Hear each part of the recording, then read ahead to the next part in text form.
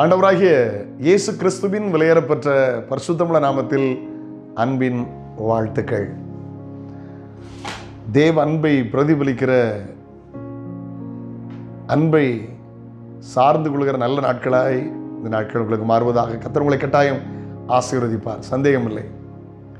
திருமணமான புதிய தம்பதிகள் சில நாட்கள் கழித்து அவன் கணவன் தன்னுடைய தோட்டத்துக்கு மனைவி அழைத்து சென்றான். போகிற வழியில் ஒரு பெரிய முள் கிடந்துச்சு. செருப்பையும் தாண்டி மனைவியுடைய காலில் வேகமாக குத்திச்சு. அவன் ஐயோடு சத்தம் போட்டான். பத்திரமா அவளை கட்டி அணைத்து காலை பிடித்து அந்த முள்ளை எடுத்துக்கொண்டான். ரொம்ப கோவப்பட்டான். ஆட்கள் போகிற இடத்துல இப்படியா முள் வளர்ப்பாங்க? என்ன ஆட்கள் இப்படி முள் வளர்த்து வச்சுருக்காங்க, இல்லை வெட்டி போட வேண்டாமா? கோபத்தில் போனான். இது அவருடைய மனைவி பதிவு செய்த ஒரு காரியம்.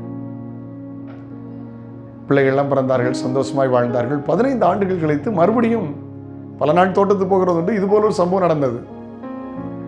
அந்த வழியாய் போன போது இது போல மனைவி காலில் முள் குத்தி விட்டது. தோட்டத்தில் ஏதோ காய்கறி ஏதோ பறிக்க போனார்கள். அவன் ஐயோடு சத்தம் போட்டான். அவன் முன்னால் போனான், இவன் பின்னால் வந்தான். அவன் சொன்னான், உன் கண்ணில் நான் பின்னாலே வச்சுருக்கா, முன்னால் கண்ணு இல்லையா? சனியன் அவனுக்கு அறிவு இருக்கா? பார்த்து வர வேண்டியதானே. 15 வருஷத்தில் அன்பு குறைந்து விட்டது.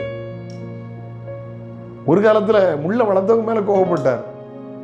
அதே சம்பவம் 15 வருஷம் கழிச்சு நடந்ததுனால பழகிடுச்சுல, அன்பு குறைந்து விட்டது. உங்கள் அன்பு மாயமற்றதாக இல்லாமல் இருப்பதாக, மாயமற்றதாக இருக்கக்கூடாது, அன்பு குறையக்கூடாது.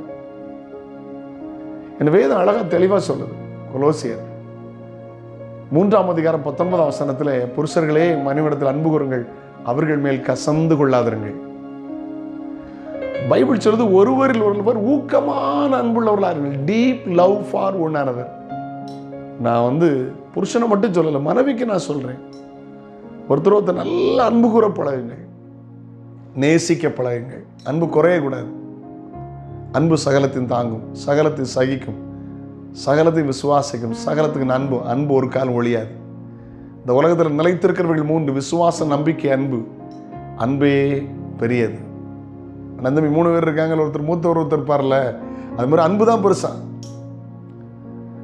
ஐயா பில்லிகிரகாம் சொல்லும்போது சொல்றார், திருமண நாளில் என் மனைவி அன்பு கூர்ந்ததை விட 10 வருஷத்துல பல மடங்கு நான் அவளை அன்பு கூறுகிறேன். நானும் சொல்றேன், 4 பிள்ளைகளை கர்த்தர் கொடுத்தார்.